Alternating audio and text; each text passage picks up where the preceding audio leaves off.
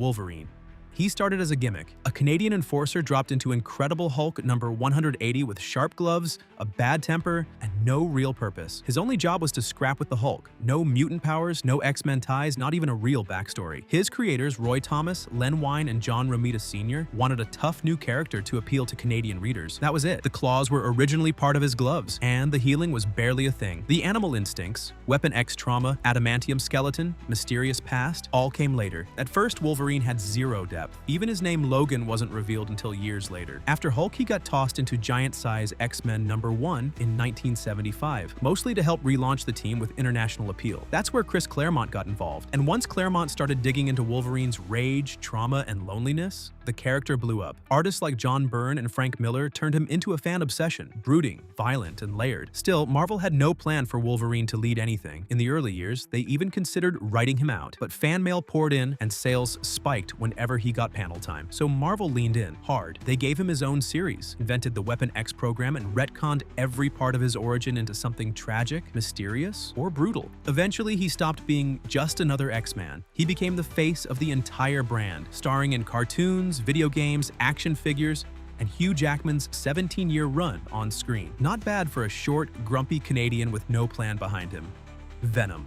In 1982, a reader named Randy Schuler sent Marvel a pitch. Spider-Man should get a sleek, black costume made of unstable molecules. Jim Shooter, Marvel's editor-in-chief at the time, bought the idea for $220. They shelved the submission, but a year later, black-suited Spidey debuted in Secret Wars number 8. The idea evolved into an alien symbiote, and at first, it was just a stylish power-up. Then things got weird. The symbiote started acting like a living being, clinging to Peter, warping his behavior, and refusing to let go. Spider-Man eventually ripped it off in a church tower, and Marvel figured that was the end of it. But writer David Michelinie and artist Todd McFarlane had a different idea. What if the alien bonded with someone else? That's where Eddie Brock came in, a disgraced journalist who blamed Spider-Man for ruining his career. Combine his rage with the symbiote's grudge, and suddenly you've got Venom.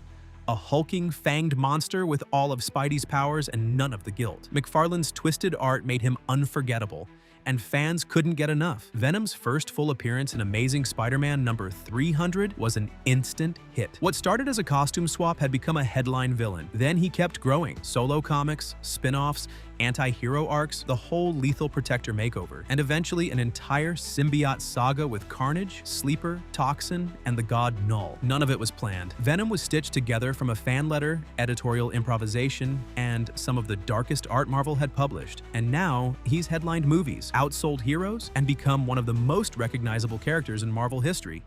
Deadpool. Deadpool was born in 1991, inside New Mutants number 98. The artist was Rob Liefeld. The writer was Fabian Nicieza. The assignment? Create a new villain. Liefeld showed Nicieza the design and the name, Deadpool. Nicieza took one look and said, "This is just Deathstroke from DC." He wasn't wrong. Even the name Wade Wilson was a direct riff on DC's Slade Wilson. That didn't stop Marvel from shipping it. The original version was a serious assassin with wisecracks sprinkled in, a gun for hire with enhanced healing, a ninja's toolkit, and a mission to kill Cable. Deadpool wasn't meant to last more than a few appearances, but the fan response kept coming, and Marvel saw potential in the chaos. Writers like Joe Kelly, Gail Simone, and Christopher Priest started bending the rules. They gave him mental instability, fourth wall breaks, and meta-commentary. He started talking to the readers. He made fun of his own writers. He stopped following the usual comic book formula, and fans ran with it. The more Marvel leaned into the absurdity, the more Deadpool stuck around. He headlined his own titles, made appearances across every major franchise, and even got multiple spin-offs, all while being completely unhinged. Then came the movies. Ryan Reynolds lobbied for years to play Deadpool, and a leaked test reel in 2014 ignited the internet. By 2016, the R-rated Deadpool film hit theaters and shattered box office records. Suddenly, a parody character was carrying an entire franchise, including sequels, animated pilots, and a place in the MCU, Gwenpool. In 2015, Marvel rolled out a wave of Gwen Stacy variant covers, just mashups of Gwen with other characters. One of them showed her wearing Deadpool's costume. That was it. No backstory, no comic, no actual character. The name? Gwenpool, just a pun. Then fans started asking where they could read her adventures. She didn't have any, so Marvel gave her some. They dropped her into a backup story in Howard the Duck, then spun her off into a holiday special. Writers had to figure out who she was after readers had already decided she was cool. Eventually, she got her own ongoing title, The Unbelievable unpredictable Gwenpool. That's where things got weird. Gwen wasn't Gwen Stacy. Her full name was Gwendolyn Poole. A Marvel fan from the real world who somehow landed inside the comics, she knew everyone's secret identities. She could break the fourth wall, and she treated superhero life like a game because to her, it was. The character evolved into a walking commentary on how fans interact with comics. She jumped between panels, talked to editors, and rewrote storylines mid-page. Her powers were narrative-based. As long as she knew the rules of comics, she could bend them. What started as a one-off gag became one of Marvel's strangest meta projects. Gwenpool lasted over 2 years in print and built a niche fan base. She's since appeared in team books, video games, and alternate universe stories. Rocket Raccoon.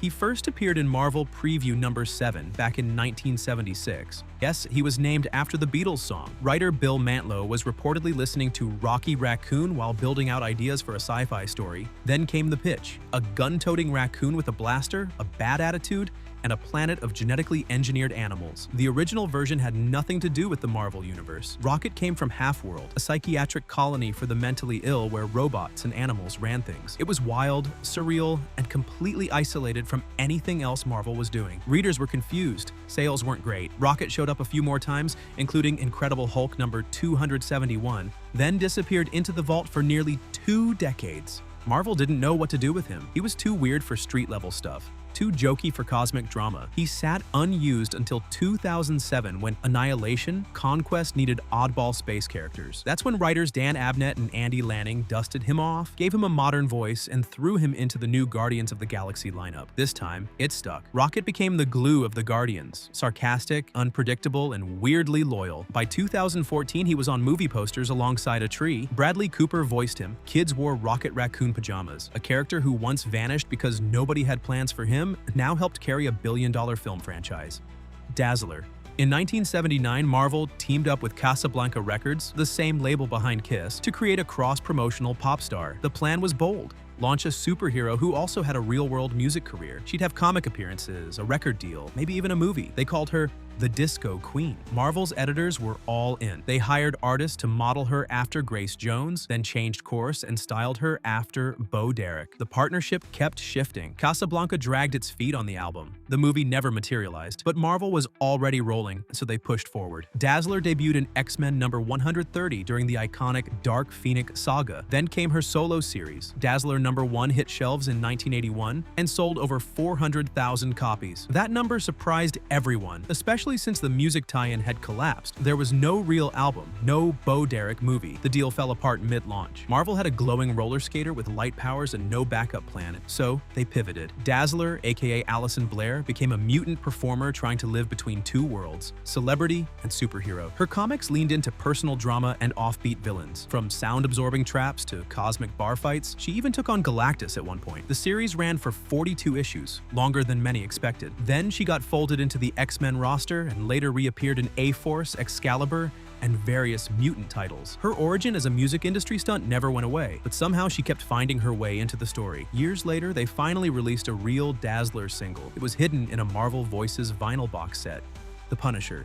The Punisher made his debut in The Amazing Spider-Man number 129 in 1974. Introduced as a hired gun trying to kill Spider-Man, he had a sniper rifle, a skull on his chest, and a code about punishing criminals. That's all the readers knew. He wasn't intended to lead books or headline posters. He was just a cool-looking assassin created to throw hands with Spidey. Jerry Conway wrote him, Ross Andrew drew him, and the skull logo, designed by John Romita Sr. to make him stand out on the page. The plan was simple: villain of the week with a slick gimmick. Then the letters started rolling in. Readers were obsessed. The Punisher didn't hold back. He didn't lock people up, he erased them. Fans latched onto that ruthlessness, especially as crime and corruption dominated headlines in the 70s and 80s. So Marvel gave him another shot, then a mini-series, then an ongoing title. By the late 80s, Frank Castle had 3 solo books, toy deals, and video games. He was now a franchise. The anti-hero wave had hit full force, and Punisher led the charge. Then things got complicated. Law enforcement groups started wearing the skull. Military units adopted it unofficially. Punisher decals popped up on everything from helmets to bumper stickers. The symbol stopped being just a comic book design. It became political. Writers like Garth Ennis and Jason Aaron tried to steer things back toward the original message: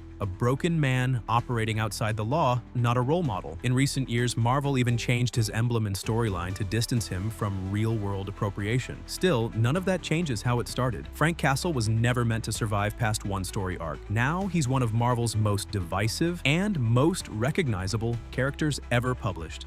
Squirrel Girl.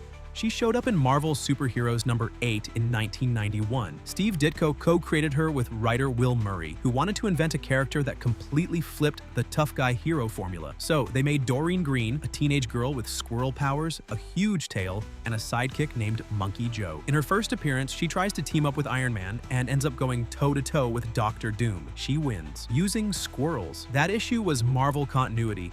Squirrel Girl officially beat Doom in her debut comic, then she vanished. Marvel shelved her for over a decade. She didn't fit into the usual street level or cosmic mold, and nobody knew where to plug in a superhero whose power was talks to squirrels. It wasn't until Great Lakes Avengers in the early 2000s that she resurfaced. Still weird, still upbeat, and still undefeated. That's when things clicked. Readers started noticing a pattern. Doreen kept winning. She beat MODOK. She beat Deadpool. She beat Thanos. Marvel confirmed the victories. It wasn't satire, that was the character. No edge, no tragedy, just a cheerful college student who couldn't be stopped. Writer Ryan North and artist Erica Henderson gave her a solo run in 2015. The book leaned into awkward humor, computer science jokes, and absurd villain battles. And it worked. The unbeatable Squirrel Girl lasted 58 issues, a rare number for modern titles.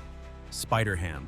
Peter Porker came swinging into comics in March 1983 inside Marvel Tales starring Peter Porker, the spectacular SpiderHam #1. The book was written by Tom DeFalco and drawn by Mark Armstrong. The premise? Take Marvel's biggest characters and reimagine them as puns in a world of cartoon animals. Now, Peter was originally a spider, bitten by a radioactive pig named May Porker, who had just invented an atomic hairdryer. It turned him into a pig with spider powers. That origin was printed, published, and sold across America. The book didn't stop there. The supporting cast included Dr. Doom, Captain Americat, and the Hulk Bunny. It ran for 17 issues, plus several backup features in Marvel Tales, and actually built a small but loyal audience. SpiderHam eventually disappeared by the early 90s. He made scattered cameos in alternate universe stories, joke panels, and April Fool's tie-ins, but never held a mainline spot again, until the multiverse cracked open. In 2010, Marvel brought him back during Spider-Verse. Suddenly, Peter Porker was standing next to Miles Morales, Gwen Stacy,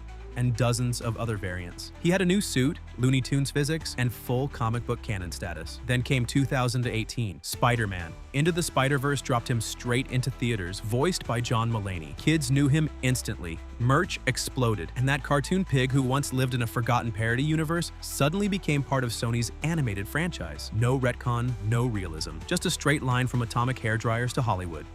Howard the Duck. He first appeared in Adventure into Fear #19 in 1973. He wasn't supposed to be the focus. He wandered in from an alternate dimension during a Man-Thing story and started talking like a cranky old man. Steve Gerber wrote him as a side gag. The duck wasn't even named in the first issue. Then the letters started coming in.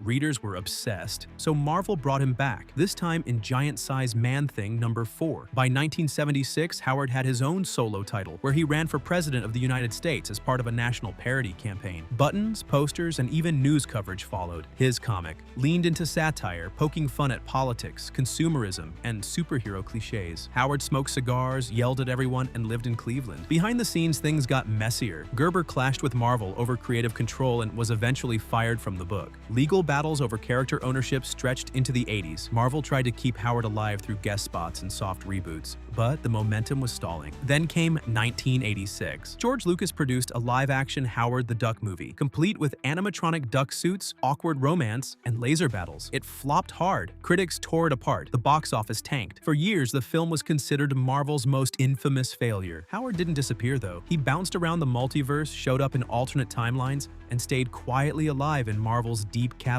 By the time the MCU started experimenting with cosmic storylines, Howard returned in post-credit scenes and animated appearances. He still complains, he still smokes, and he's still stuck in a world he never made, and that's it. Now to you, if these characters were never meant to exist, how many more legends do you think are hiding in Marvel's mistakes? Share your thoughts in the comments section below, leave a like, subscribe, and turn on the notification bell for more amazing videos like this one.